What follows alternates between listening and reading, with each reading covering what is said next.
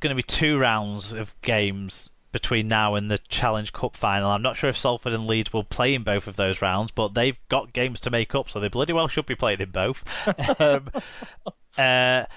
And so I think Salford are going to really juggle things around through those 2 games rather than do the bulk rest in the second game. And that means they'll be disjointed for 2 games before that final when Watto will pull it together. So I go Huddersfield by 10. Very similar. Leeds are the next team up. They host Castleford. Maybe a game that doesn't have much on it for Castleford in terms of the league implications, but they've always got something on when they play Leeds, haven't they? 7:45 p.m. kickoff on Thursday, also on Sky. I think Leeds will go into this one with much the same team that played in the semi-final, with the idea of doing what they did last time and playing the kids in the midweek game. So Leeds, with their strongest side out, I think will just edge a Cast side that are kind of in a bit of an implode at the moment and really need the season to end so they can reset. So I'd go Leeds by... It'll be tough. Leeds by 8.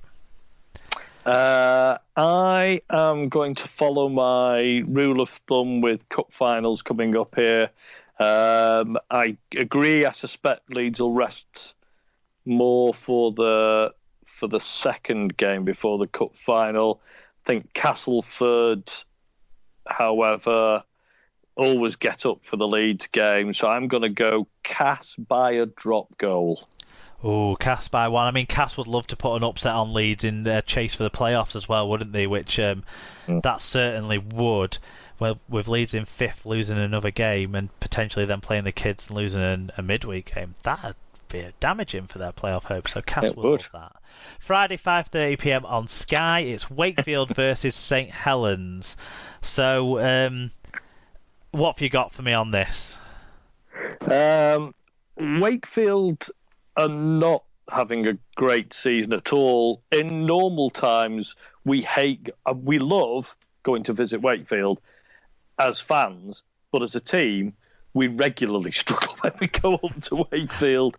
I think, however, on this occasion, with the way Wakefield are playing, Tommy Makinson will be back in train. And this game won't be played at Wakefield, will it? I think all these games are at... It'll be at Warrington or Leeds. I think they're all at Headingley, aren't they? Yeah. Headingley. So there'll be no loss there. I can't see past my boys winning this reasonably handsomely, let's say by 18 points. Yeah, the matches this week are at Headingley Stadium, yeah. So, guess what? Oh no, I thought we had the stats on the Catalans Wakefield game. We don't. Saints by 20 for me. Yeah. Okay, very similar. Friday, 6:15 p.m. over in France, so 7:15 if you are in France. It's Catalans versus Hull Kingston Rovers. I mean, I'm going to be pretty straightforward on this one as well. Catalans by 20.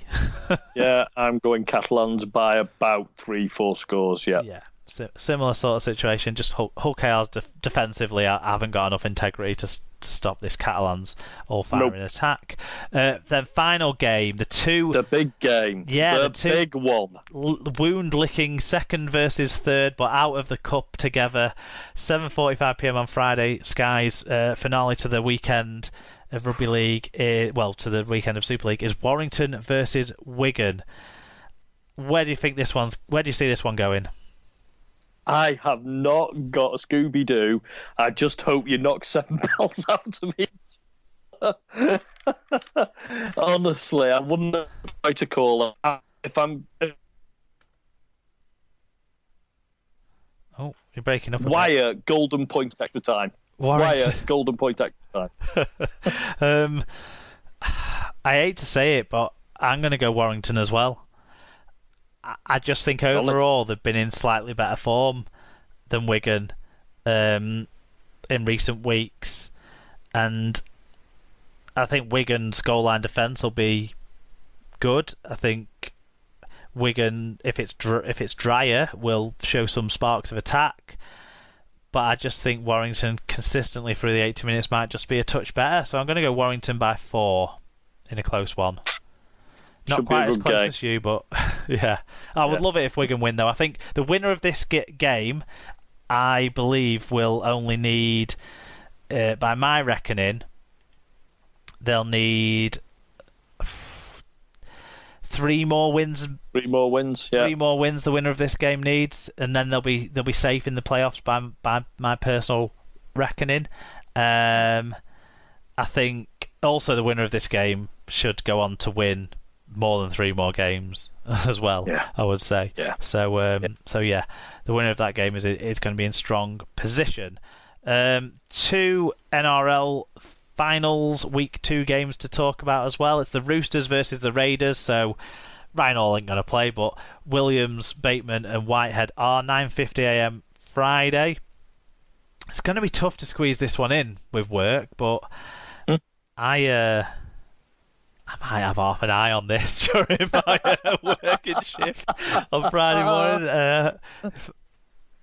I've got to say, I'm excited. I don't know which way this one will go. The Raiders can't afford the sort of start they had against the Sharks because the Roosters won't give that up to them. Won't let them back. But I think if the Raiders start on the front foot, they'll win it. I'm going to go Raiders. I will go Raiders as well with my GB hat on. And then Eels versus Rabbitohs Saturday at 9:50 a.m. This one's interesting because it's 2 teams that can score a boatload of points, and the Rabbitohs have done over 100 points in the last 2 weeks. And we're talking games against the Roosters and the Knights, so not easy beat games, and they've scored over 100 points. I think the form's with the Rabbitohs for me. Got to be the Bunnies. Yeah, Eels have got some issues in the outside backs due to injuries picked up at the weekend as well, which isn't going to help. Mika Sivo's out. That's a big try-scoring threat gone. Ferguson might be out as well. So, yeah, Rabbits for me to win that one. Tom Burgess might give us a Burgess to be proud of down under right now. Indeed, let's hope so. Okay, make sure you get your fan views in on all of those games. Click the links as they pop up on Twitter. Find the Google form on superleaguepod.com if you aren't on Twitter. And get your fan views in so we can talk about all of those next week. We're now going to move on to the wrap-up with our previously teased Wales Rugby League quiz.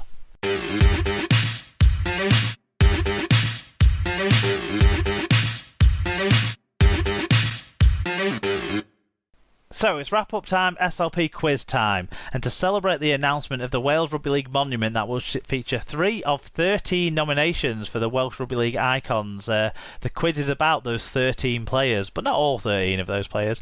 There's 3 questions. The answer to each question is one of the 13 players. So the 13 players are Billy Boston, Gerald Cordell, Dennis Brown, Joe Causey, Colin Dixon, Roy Francis, Johnny Freeman, Gus Risman, Clive Sullivan, Jim Sullivan, Frank Whitcomb, William Wax Williams, what a name, never heard of him before, this list, that's amazing, and Dave Willicombe. So I don't know if you've taken a note of those names?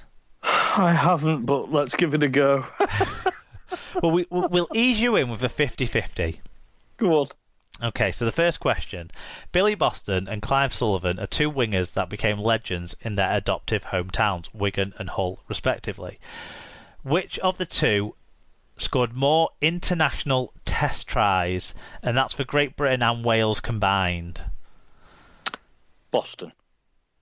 It is Boston. He scored 24 tries in 31 games. All of those test games were for Great Britain, actually. He never played a full test for Wales. He played for a Wales invitational side, but never a full test for Wales. Sullivan's impressive record, though, was 14 in 21. That included 13 in 17 for Great Britain. And Sullivan did achieve a superior World Cup record. 9 tries in 11 World Cup appearances for Clive Sullivan, including a pretty famous one in 1972. A famous one.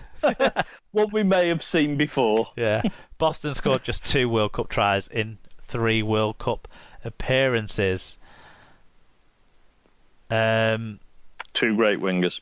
Yeah, 2 legends, and probably 2 of the front runners to be on that in that You'd statue. hope so. You would expect. In fact, I've cast my vote already, as you can do if search for it. I haven't written down the link, but search for the Wales Rugby League Monument Vote, and you can vote for yourself for your own options. And Boston and Sullivan were two of the ones I chose, because how could you not, with Sullivan being the World Cup winning captain and try scorer as well, and Billy Boston being, well, just the greatest Wigan try scorer there's been. Even though Jim Sullivan's in there, the greatest Wigan point scorer there's ever been. But I went for Roy Francis for the other one, for my 3. Anyway, second question.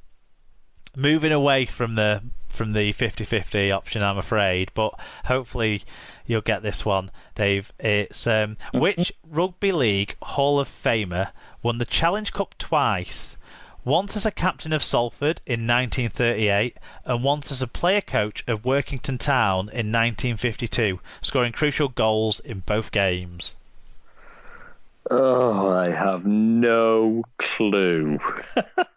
I'll read through the 13 names again to see if that helps. So, Billy Boston, Gerald Cordell, Dennis Brown, Joe Causey, Colin Dixon, Roy Francis, Johnny Freeman, Gus Risman, Clive Sullivan, Jim Sullivan, Frank Whitcomb, William Wax Williams, and Dave Willicombe. Colin Dixon. No, it was Gus Risman. Gus Risman. Yeah, famously pictured aloft his teammates' shoulders after the Salford victory with a fag behind his ear. I can see the photo in my head. Yeah, and then when everyone thought he was done for as a player, he went up to Workington and worked miracles, because Workington weren't even around that long as a professional entity at that stage. Yeah. Okay, final question. Which former Halifax and Salford legend is the grandfather of Huddersfield's Chester Butler, who has replicated his grandfather by playing for Halifax and for Wales? Golly. I still don't know this either, so I'm going to use Colin Dixon again. It is Colin Dixon. Boom! 2 out of 3. Yeah. Well, I knew he'd played for Salford, so that'll do. Yeah, and then settled back in West Yorkshire, where Chester obviously had his start. And there you go. Yeah. Okay, 2 out of 3, pretty good. Well done.